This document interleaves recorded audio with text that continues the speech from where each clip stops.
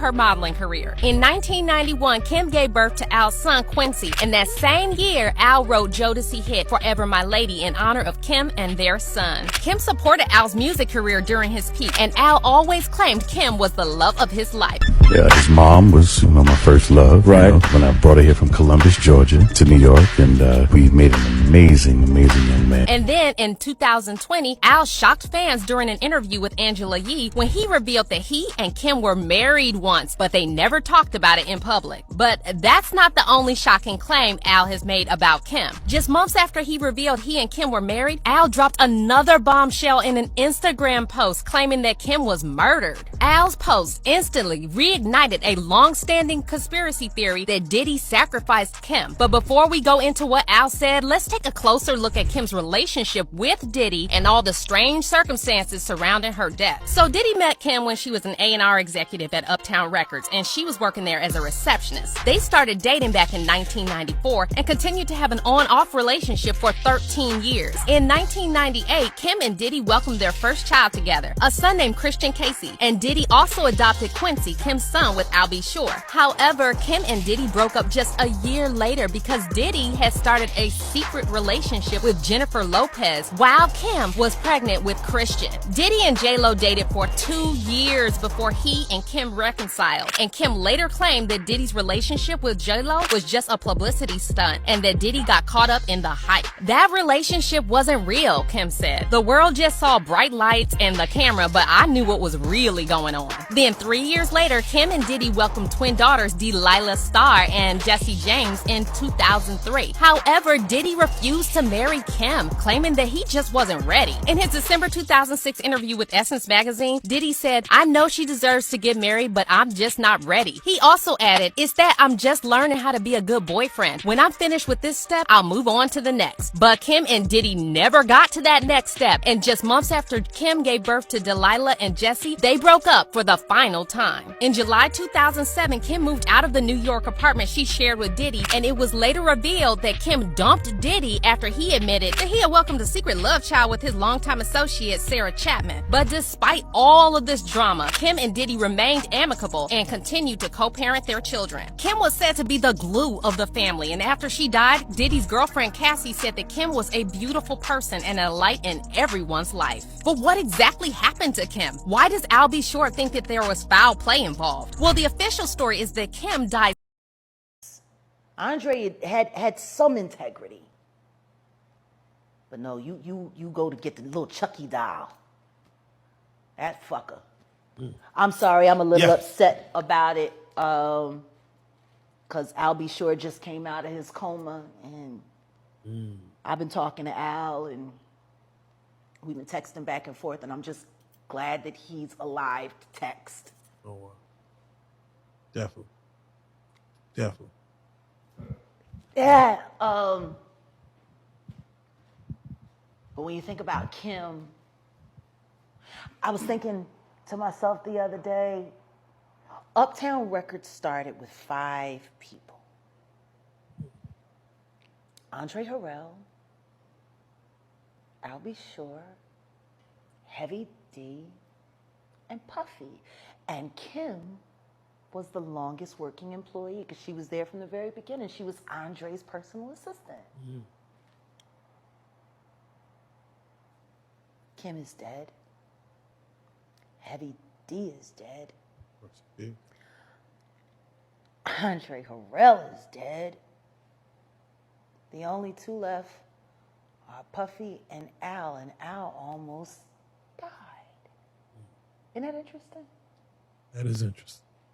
Heavy D was found dead, face down in the heart attack. Andre Harrell, heart attack. Kim died from pneumonia, but there's the first coroner's report that said that she died. It was ruled a homicide, and they found toxins in her body to prove that she had been poisoned. You know, they have poisons that create heart attack and pneumonia-like symptoms. And then right after that, Al had a meeting, and I was going to meet up with him because we were in Vegas, and then the next thing you know, you want to know what they all had in common, though? The survivors and the late of Uptown Records, they were all writing tell-all books. Andre was writing a book right before he died. Heavy D was working on a book before he died. Kim Porter was working on a book before she died. And Al B. Sure was working on the documentary of his life. And then he goes into a coma. Has Puffy ever been in a coma? Has anything happened to him? He must be the luckiest motherfucker, because it seems like everybody that worked at Uptown Records from the very beginning is gone. Just him. I guess Al disappointed you. You know, I speak for a reason. So you feel like Puffy, he should be paying consequences for Biggie's murder? I think that lining that kid up there, out there, yeah, he should be paying some consequences for it. You understand? It's like a wrongful death type of thing. Big was a bad boy artist, right? And knowing the element of what was going on after Pac's murder, you understand? Why would you have that kid, and we spoke about this plenty of times, why would you have that kid out there in LA at that time? They even showed it in the video, which was stupid. When he said, yo, we going to LA, Big said, LA? You know, Cali? You understand? No, that kid ain't had no business out there in Cali. And then you lie about the London thing. And that just came up, and Kirk Burrows solidified what I was saying about that whole situation. You understand? Big Puff lied about it. Oh, he missed the plane. He said it on that Fat Joe thing. He said, oh, he missed the plane and just showed up and begged me to go out with him. Come on, bro. He should be paying for that kid, lining that kid up out there in California. That's how real it is. I think somebody's trying to kill me. I'll be waking up paranoid. I'll be really scared. I'll just be paro. That's just the way I am. You know. You be seeing me. Scared to death. Why have you never stood next to nobody? Because you studied the 48 laws of power. Nah, man, that's whack. And he knew exactly what I meant, because he'd been standing next to something his entire career. Right. He stood next to Biggie. You put hot on him. That's stand next to the fight if you want, right? You stood next to Mace. Stood next to Jock. Look, Puffy might be the destination for anybody going nowhere. He's not wrong. Y'all are fucked. Nobody survived him. You all are fucked. Look at it. Yeah. Please, people, help me help you. Who's first?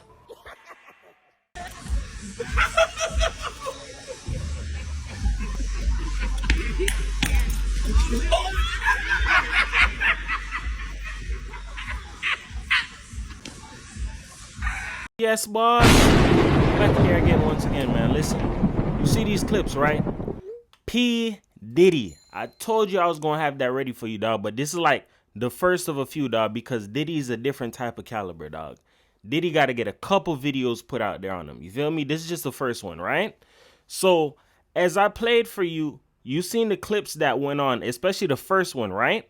There's a lot of speculation around Diddy. You know why a lot of people around him die. You know, sort of like a little Dirk. You get what I'm saying? And what people have to understand is, like, Diddy has been in the industry for some time, dog.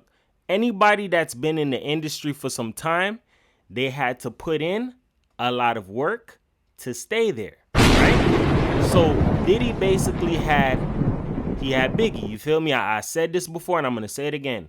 In order for people to make money like that and see success in this industry, you need to have somebody up under you, you feel me? Biggie was underneath Diddy.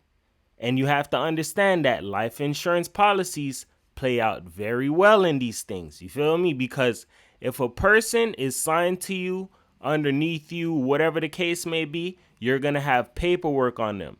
And especially if that person is an investment, you want to secure your investment all the way around. People don't want to believe it. I'm here to tell you. I feel like he had damn near all of his people knocked off, dog. Diddy had Biggie knocked off. He had Tupac knocked off. I felt like it was a lot of things that tied into the fold, but let's go right back into it, right? Starting with his wife, Kim Porter. It's very crazy to me that Kim Porter, the last instance I heard of her was that she was doing a tell-all book. This is facts. Right before she was about to finish with her tell-all book and released it, she mysteriously died. And that's why Jaguar Wright came out and said it. Diddy has had a lot of people that has mysteriously died, especially everybody who started with him on Uptown Records. She named them out.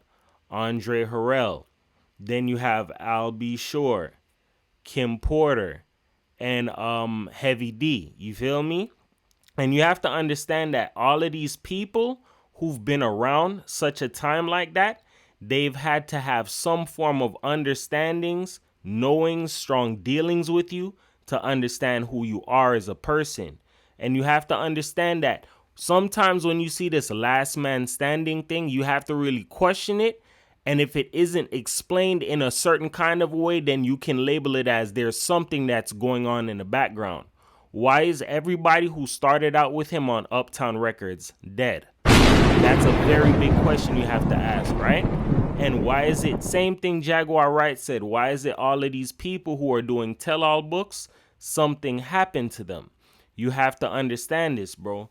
Tell-all books are basically like gossip, yeah, but it's revealing certain things that a lot of people probably wanted to hear, understand, know. It's also putting out something that can save somebody. It's not really so much always looked at as a profit type of thing, but you have to look at it like a tell-all book reveals a lot of things that people do not know, and it clears up all other speculations that people may have. You feel me? So the fact that these people never had the ability to put out these tell-all books and mysteriously died before their books dropped, that's very crazy, dog. You have to label it that's not a coincidence. There's something going on in the dark, right? And it's just like even what 50 said, you feel me? Anybody who stands too close to Puff, they get burned, you feel me? And it's true. You have to understand that certain people who crave power, attention, whatever the case may be, they'll do damn near whatever it is to keep it, have it, obtain it, whatever the case may be. And Diddy he's no stranger of that, dog. He's put out in different ways what he's willing to do for power, dog. And he shows it. You just have to pick up on it. You feel me? So looking a little bit deeper, right? Going to the next subject. Keefe D. I don't know his whole ordeal, but he's one of the people that's been around for some time, right? I'm not 100% sure if he was a bodyguard or whatever. You can let me know that in the comments. But Keefe D came out and exposed a lot of different things about Diddy. The affairs he's had, the type of dealings that he has, the things that he does behind closed doors that people do not know about in the general public. He came out and exposed that. And it's so crazy that Keefe D just got arrested for the murder of Tupac Shakur. Now, stick a pin in that. That's strange to me because for somebody to come out and do all these interviews, Vlad interviews, all of these different things, and now you're getting hit for something like that, that's very strange to me. In my eyes, from everything that I've seen, from what Keefe D said, from how Puffy moves, and Keefe D being like one of the last men standing who can tell the tale, I believe Keefe D is the fall guy. Now, when I say fall guy, you have to understand this if I've never explained it to you, right? In order for evil to continue playing their game, they need to have somebody who will become the fall guy. The fall guy is the person who takes the rap for everything, who, it was me who did it. And sometimes those people don't want to play fall guy. It's a bigger purpose as to why they're playing fall guy. Either they've been having threats put on their family, their life, whatever the case may be. You have to understand money talks and BS walks 1,000 miles, dog. Diddy has money. You feel me? Diddy can make a lot of things happen. That's why a lot of people have labeled Diddy the boogeyman of the industry. Not just Jay Prince has that title. Diddy has that title as well. because Diddy is known for doing a lot of things, bro. Having a lot of power, having a lot of say-so. Diddy is one of the biggest gatekeepers in the industry. So you have to understand that. When you see him flexing with the Ciroc and all of that, no, he doesn't own that. He's just a face that they stick on the front because he has a very big name. And like I said, he's been in the industry for quite some time.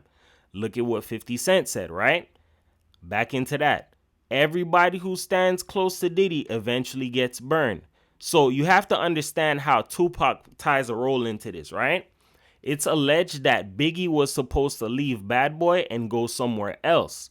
You have to understand, as I stated again, if you're somebody who needs to make money, wants to make money, and you have an artist, you can't afford having your artist leave you.